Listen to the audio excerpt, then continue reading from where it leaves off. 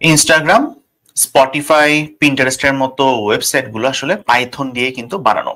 এবং আপনারা বিশ্বাস করবেন কিনা জানি না, পাইথন দিয়ে কিন্তু বিশাল স্কেলেবল কিছু প্ল্যাটফর্মে কিন্তু আসলে বানিয়ে ফেলা যায়। সো তার আগে আমরা ছোট্ট একটা গল্প দিয়ে শুরু করি। ফর এক্সাম্পল, আপনি সিদ্ধান্ত নিয়েছেন আপনি একটা বিল্ডিং বানাবেন এবং বিল্ডিং বানানোর জন্য আপনি ইট আর হাতুড়ি নিয়ে কাজে নেমে গেছেন।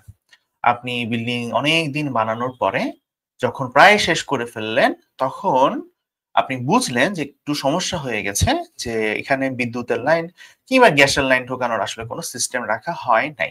যেটাই বেসিক্যালি পার্থক্য একজন রাজমিস্ত্রির সাথে একজন ইঞ্জিনিয়ারের। ইঞ্জিনিয়ারের কাছে অ্যাকচুয়ালি ফুল প্ল্যানটা থাকে এবং ওই প্ল্যান মোতাবেক কাজ করলে অনেক কম সময়ে, অনেক সিকিউরলি, অনেক কারেক্টলি চমৎকার চমৎকার সব বিল্ডিং আসলে বানিয়ে ফেলা যায়। তো শুধুমাত্র পাইথন দিয়ে ওয়েব অ্যাপ্লিকেশন বানানো খুবই সময়ের ব্যাপার এবং এর জন্যই আমাদের দরকার সেই আর্কিটেক্ট বা ইঞ্জিনিয়ারের, যেটাকে আমরা বলছি ফ্রেমওয়ার্ক। সো পাইথনের এরকম কি কি ফ্রেমওয়ার্ক আছে? একদম সবার প্রথমে বলবো জ্যাঙ্গোর কথা। পাইথনের সবচাইতে পরিচিত, সবচাইতে পপুলার যে ফ্রেমওয়ার্ক সেটা হচ্ছে আপনার জ্যাঙ্গো। বিশেষ করে লার্জ স্কেলে যে অ্যাপ্লিকেশন গুলো থাকে সেই অ্যাপ্লিকেশন গুলো বানানোর জন্য এবং যেসব অ্যাপ্লিকেশন খুব ফাস্ট ডেভেলপ করতে হয়, ওই জায়গাটা হচ্ছে আমরা আসলে জ্যাঙ্গোকে প্রচন্ড রকম ইউজ করে থাকি। কারণ আসলে জ্যাঙ্গোর বিল্ট ইন অ্যাডমিন প্যানেল থাকে, এটার অথেন্টিকেশন সিস্টেম খুবই ভালো, এক লাইনে একটা লগ ইন সিস্টেম বানিয়ে ফেলা যায় এবং বিল্ট ইন এটা সিকিউরিটি থাকে, অনেক ধরনের সিকিউরিটি থেকে ডেভেলপারকে ওই অ্যাপ্লিকেশনটাকে বাঁচানোর জন্য আলাদা কোনো প্রোটেকশন নেওয়ার দরকার পড়ে না।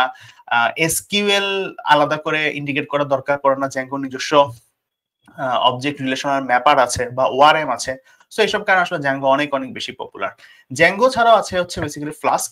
ফ্লাস্কও একটা ফ্রেমওয়ার্ক যেটা লাইট ওয়েট প্রজেক্টের জন্য আমরা আসলে ইউজ করে থাকি এবং জ্যাঙ্গোতে সবকিছু থাকে বিল্ট ইন, বাট ফ্লাস্কে কিন্তু সবকিছুই আমি ইজিলি কাস্টমাইজেবল করে নিতে পারি।